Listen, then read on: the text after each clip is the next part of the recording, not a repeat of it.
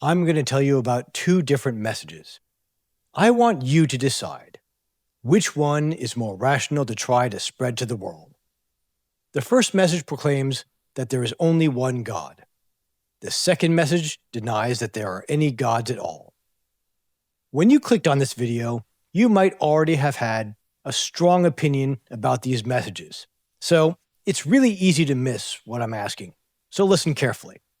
I'm not asking which message is true or false. I'm not asking which one you like better. And I'm not asking which message will make you more famous or wealthy by spreading it. I'm asking which message is more rational to spread. And here's the catch. Before you can answer, you have to ask, what do you mean by rational? Here's what I mean. Being rational means using facts, logic, and relevant circumstances to achieve your goals or purposes. So, what facts and circumstances are relevant here? To start, life is short, and we only get one.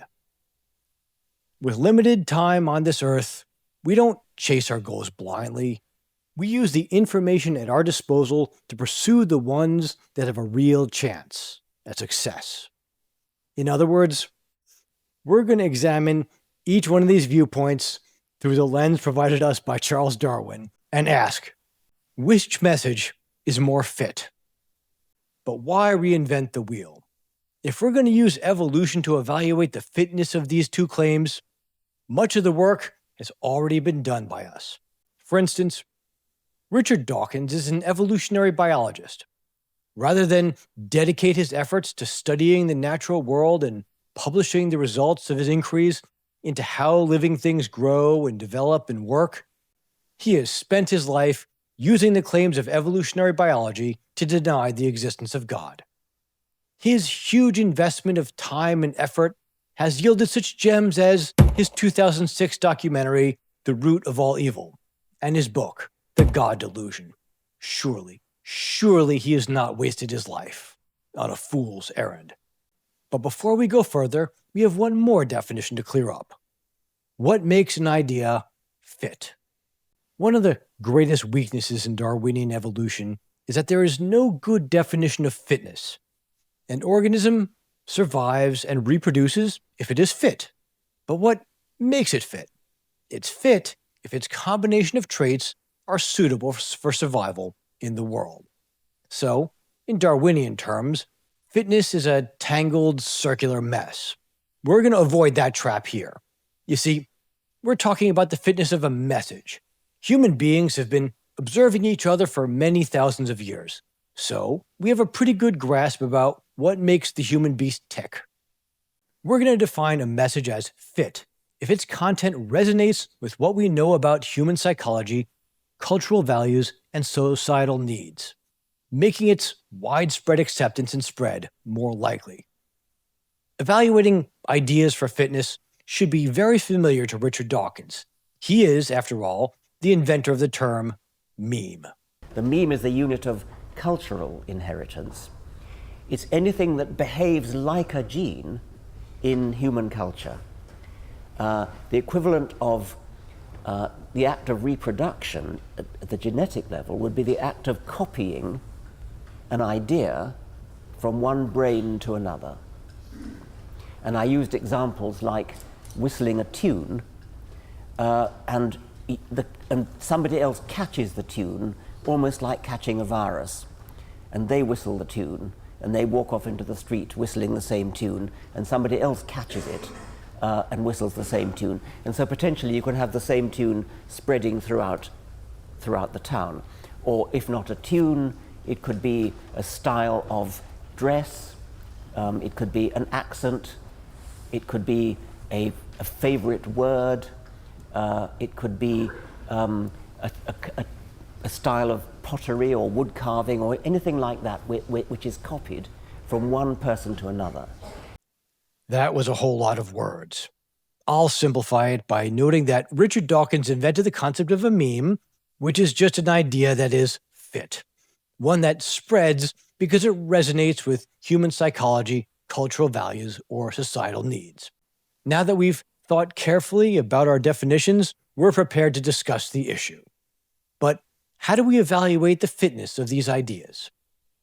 In evolutionary biology, we can come to a conclusion about an organism's fitness by looking at natural history, either by direct observation of how living things work or by examining the fossil record to see how things played out in the past. Can the fitness of the atheist idea be evaluated by looking at the historical record? Have there been any experiments in which intellectuals attempted to impose atheism on their society? As a matter of fact, there have been. That experiment happened in the Union of Soviet Socialist Republics, Communist Russia. Now, it's easy to get me wrong here when I bring up the Soviets. I'm not saying that Richard Dawkins is a closet communist or that he shares any goals other than atheism with the Soviets. I'm not going to lay the monstrous crimes of Lenin and Stalin at the feet of Richard Dawkins and ask him to answer for them. I refuse to use Stalin analogies the way he uses the Taliban or Saddam Hussein in his arguments. Fundamentalist American Christianity is attacking science. But what is it offering instead? A mirror image of Islamic extremism. An American Taliban. I'll just note the phrase of the poet Alfred Lord Tennyson that nature is red in tooth and claw, and that the Torah also tells us that the inclination of man is evil from his youth. Either way, you'd expect human life to be rife with violence and tragedy. Now that we've gotten the issue of blame out of the way for the failings of human nature and human society, we're free to focus our attention where it really belongs.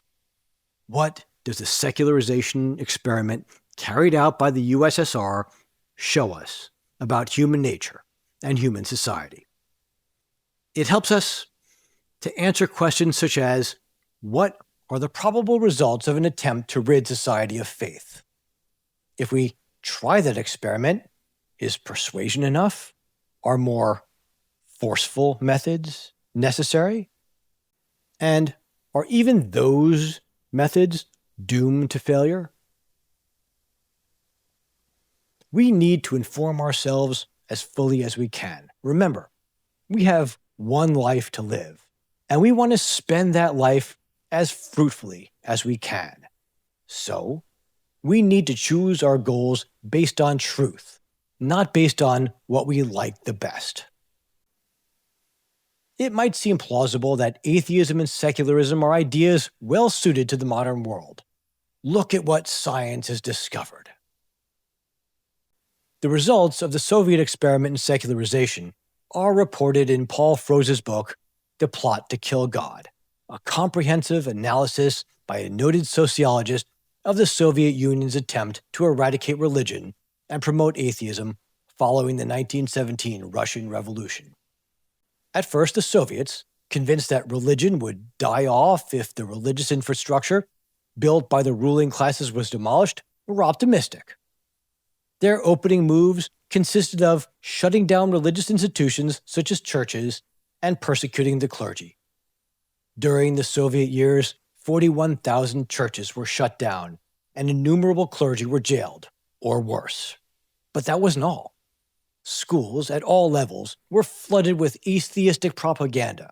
At university, students were expected to demonstrate how their chosen subject was illuminated by atheism. For instance, courses in biology taught a short history of biological science, the importance of biology for working out a dialectical materialist worldview, the importance of biology in medicine, techniques, agriculture, and other branches of human life, the importance of biology for anti-religious propaganda. In other words, biology students were taught both the achievements of science and why those achievements supposedly disproved God. When those methods failed, Soviet intellectuals concluded that giving the people substitutes for religious rituals might do the trick. In creating these rites, they openly mimicked the rituals of the existing religions. Portraits of communist leaders were paraded like icons of saints. Life cycle events, births, weddings, funerals, were made to imitate religious equivalents. And the result? Institutional religion was greatly weakened, but personal belief in God and the supernatural remained strong, often practiced privately or underground. After the USSR fell, religion bounced back in a big way. By 2008, 72% of Russians called themselves Orthodox Christians, according to Pew Research. Russian Jews, for instance, including a number of my own personal friends, have returned to the faith of our ancestors. Many of them, denied circumcision in infancy, underwent the painful procedure as adults, just so they too could bear the covenant that God made with our father Abraham, to have that covenant sealed upon their flesh. The secularization was such a failure that Vladimir Putin now exploits the religious faith of his people to advance his political agenda. Atheism simply couldn't hold. But what about its competitor? Abraham, the father of our people, dedicated his life to spreading monotheism. The Midrash compares Abraham to a flask of sweet-smelling oil, moved from place to place so the wonderful fragrance could be known throughout the world. Abraham established an inn, after which this channel is named, on a caravan route in the midst of a desert. There he would serve passers-by food and drink and provide them with lodging. When his guests thanked them, he taught them about the one God and said to thank the one above. At first blush, monotheism might seem like an idea that lacks everything that gives a message fitness. First of all, to the primitive mind, monotheism seems absurd. We all encounter innumerable phenomena all day, every day. The phenomena of the cosmos, such as the rising and the setting of the sun. The phenomena of the earth, such as wind and weather. The phenomena of human nature, happiness, sadness, anger, compassion, love, and hate. The phenomena of human society, competition and cooperation, war and peace.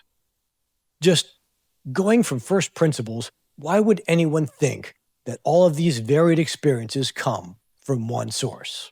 Why not from many? The Midrash recounts how our father Abraham made a very similar argument, not only with his neighbors, but with Nimrod, the despot who ruled his homeland. Which brings me to that second point. Religious ideas are often upheld by governments. Kings and emperors have long claimed to rule by divine authority, and the realities of politics mean that rulers' needs must constantly shift. Monotheism, with its obedience to the unchanging will of a single God, doesn't offer much flexibility. This lesson is well known to those who know the history of our people. For instance, after King Solomon died, his son Rehoboam squandered his father's legacy. It wasn't long before the kingdom split. A new king, named Jeroboam, arose to reign over 10 of the tribes of Israel. He realized that monotheism wouldn't help him stay in power. The Talmud tells us that when Jeroboam became king over Israel, he started seducing Israel and said to them, "Come, let us worship pagan gods." Pagan worship is lenient. As a matter of politics, Jeroboam's evil decision worked. You see, monotheism doesn't offer flexibility for sudden policy changes or conveniently shifting blame. Jeroboam was right. Polytheism is far more adaptable, allowing rulers to adjust the narrative to suit the current thing. That brings us to the third reason that monotheism might not seem fit at first glance. Because of the first two factors, monotheists in the ancient world were vastly outnumbered. Only one tiny nation proclaimed the truth that there is only one God, and brought that message to the world. That nation was the Jews. And yet, through Judaism and through its daughter religions of Christianity and Islam, billions of people today acknowledge that there is only one God. Even atheists recognize that there is only one God. They just don't believe in him. The idea of atheism is so weak that even the mighty power of a superpower state, one that dedicated enormous resources to persuasion, destroyed the religious infrastructure of its people, and when that failed, didn't scruple at the most terrible forms of coercion. Even that wasn't enough to create an atheist society. And that brings us back to our original question. Is it more rational to try to spread monotheism or atheism?